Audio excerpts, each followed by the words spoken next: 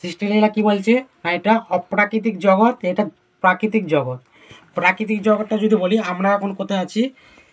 আমরা আছি ভূলোকে। এই যে এখানটাতে রয়েছে আমরা, মনুষ্য, পশু, কীট পতঙ্গ আদি জীব এখানে বসবাস করে। এই পৃথিবী, এটা হচ্ছে পৃথিবী।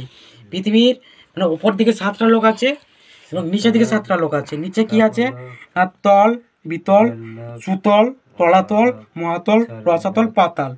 এবং পাতালের নিচে কি আছে যে নরক। এখানে নরক আছে এবং তার নিচে অনন্ত শীতনাগ। আমরা যদি পাপ করি, আমরা এখন এখানে আছি, মাঝে আছি। যত পাপ করবো তত নিচের দিকে নামবো, আমরা আস্তে আস্তে নিচের দিকে নামবো, নেমে নরককে আসবো। আর যত আমরা উন্নতি করবো, যত ভক্তিপথে আসবো, ভক্তি করবো, যত উন্নতি করবো, আস্তে আস্তে ওপর দিকে যাব। এবারে কি বলছে না, অতলেকে তাকে বল দানব নিবাস করে, বিতলেকে তাকে হটকে শিব বিনাশ করে, সুতলেকে তাকে বামন অবতার দ্বারা বলি রক্ষিত মহারাজ নিবাস করে, তলাতলকে তাকে শিব দ্বারা রক্ষিত ময়দানব নিবাস করে, এবং মহাতলে কালীয় নাগ সহ বিভিন্ন দ্বিতীপুত্র দৈত্য নিবাস করে, এবং রসাতলে অসুরগণ নিবাস করে, এবং পাতালে বাসুকী নাগ নিবাস করে, এবং তার নিচে নরক। এখানে সকলকে শাস্তি দেওয়া হয়। আর আমরা এখানে আছি। আবার আমাদের এই ভূলোকের উপরে কে আছে না, হচ্ছে ভূবলোক। ভূবলোকে পিতৃপুরুষরা থাকে, যারা পিতা মাতার সেবা করবে তারা মৃত্যুর পরে এই পিতৃলোকে যাবে। যারা দেবদেবীর উপাসনা করবে, তারপরে কে আছে না স্বর্গলোক, তারা দেবদেবীর কাছে স্বর্গলোকে যাবে। এবং তারপরে কি আছে না মহালোক, বৃহমুনি অন্যান্য ঋষিরা থাকে। এবং তারপরে কি আছে জনলোক, নব যোগেন্দ্র ঋষিরা নিবাস করে। এবং তপলোকে কি থাকে না সনাতন সনত কুমার মানে চতুর্থ কুমার ব্রহ্মার 4টে সন্তান নিবাস করে, এবং সত্যলোকে ব্রহ্মাজি নিবাস করে। এই যে আমাদের জন্ম হলো, ব্রহ্মারও কিন্তু মৃত্যু হবে। এই ব্রহ্মা থেকে শুরু করে সকলের কিন্তু পাপ পূর্ণ হবে, এবং সকলে কিন্তু কর্ম অনুযায়ী জন্মপ্রাপ্ত হবে। আর কি বলছে এখানে, এই যে অপ্রাকৃতিক জগৎ, এখানে প্রত্যেকের ক্ষীরোদকশায়ী বিষ্ণু, তিনি প্রত্যেকের হৃদয়ে অবস্থান করছে, যে গাছপালা, পশু পাখি, কীটপতঙ্গ। এবং এখানে কি না কারণদকশায়ী বিষ্ণু ক্ষীর সমুদ্রে এখানে বসবাস করছে, কারণদকশায়ী বিষ্ণু। আর যারা সিদ্ধি করেছে তারা সিদ্ধলোকে যাবে, এটা হচ্ছে কারণ সমুদ্র। এবং এখানে বিষ্ণু কী করছে, মা দেবীকে সৃষ্টি করেছে, মায়াদেবীকে সৃষ্টি করেছে। মায়াদেবী সব কিছু পরিচালনা করছে। মায়াদেবী কী করছে না, মহত্তত্ত্ব, অহংকার, সাত্ত্বিক, রাজসিক, তামসিক 3টা গুণ সৃষ্টি করেছে।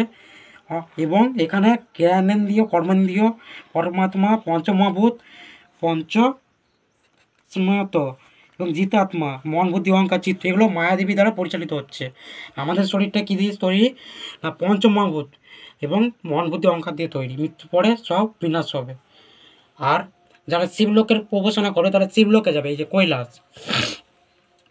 কৈলাস গেল। এবং আরও যারা উন্নতি করবে, প্রথমে কি না দ্বিতীয় বৈকুণ্ঠ, এখানে একটা বৈকুণ্ঠ, এখানে আবার একটা বৈকুণ্ঠ। এবং তারপরে এখানে ভগবান লক্ষ্মী নারায়ণ এনারা মানে থাকেন। তারপরে কি না অযোধ্যা, তারপরের লোক অযোধ্যা, শ্রী রামচন্দ্র দ্বিভুজ মূর্তি ভক্তি সেবা রস নিষ্ঠাপন প্রাপ্ত। এবং তারপরে কি না দ্বারকাপুরী, এখানে দ্বারকাধীশ শ্রীকৃষ্ণ থাকেন। এবং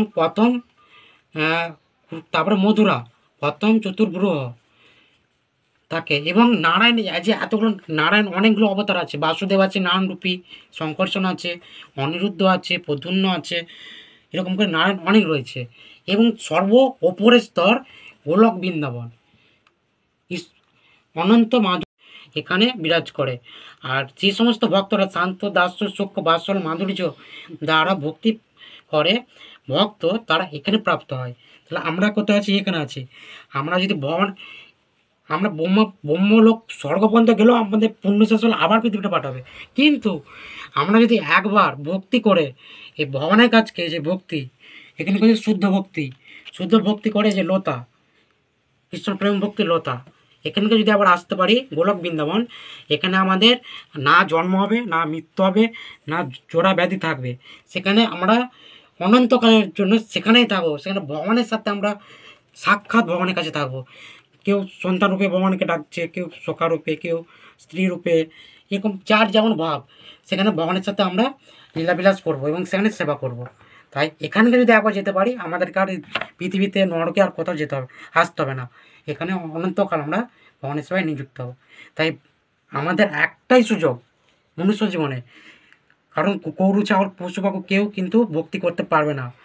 আর 84 লক্ষ জন্মের পর মানুষ জন্ম হয়েছে, এই জন্মে যদি ভক্তি করতে পারি, সদ্গুরুর চরণ আশ্রয় গ্রহণ করতে পারি, সদ্গুরু যদি কৃপা করে তাহলে আমাদেরকে কী করবে, দীক্ষার সময় প্রেম ও ভক্তির বীজ প্রদান করবে, যেগুলো হচ্ছে ভক্তিলতা বীজ, এক একটা বীজ আমরা ভক্তি করে হরিনাম করে ভগবানের কাছকে ফিরে যেতে পারি এই জন্মে। আর না হলে এই নাগরদোল্লার চক্রের মতো একবার এই লোকে একবার এই লোকে একবার এই লোকে এখন ঘুরতেই থাকবো। যতদিন না ভক্তি করছি ততদিন আমরা মুক্তি হবে না এবং ভগবানের কাছকে ফিরে যেতে পারবো না। তাই ভালো করে ভক্তি করতে হবে, এই জন্মেই ভগবানের কাছে ফিরে যেতে হবে।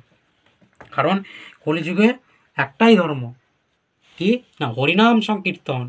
তাই হরিনাম ছাড়া গতি নয়। তাই আমাদেরকে সকলকে হরিনাম করতে ভক্তি করতে আসতে হবে এবং এই জন্মে ভগবানের কাছে ফিরে যেতে হবে। হরে কৃষ্ণ কৃষ্ণ কৃষ্ণ হরে হরে, হরে রাম রাম রাম হরে হরে, হরে কৃষ্ণ কৃষ্ণ কৃষ্ণ হরে হরে, হরে রাম রাম রাম হরে। জয় শিল প্রপাত কি জয়, জয় গুরু মহারাজ কি জয়। তাই গৌরী প্রেমানন্দে হরি হরি বল।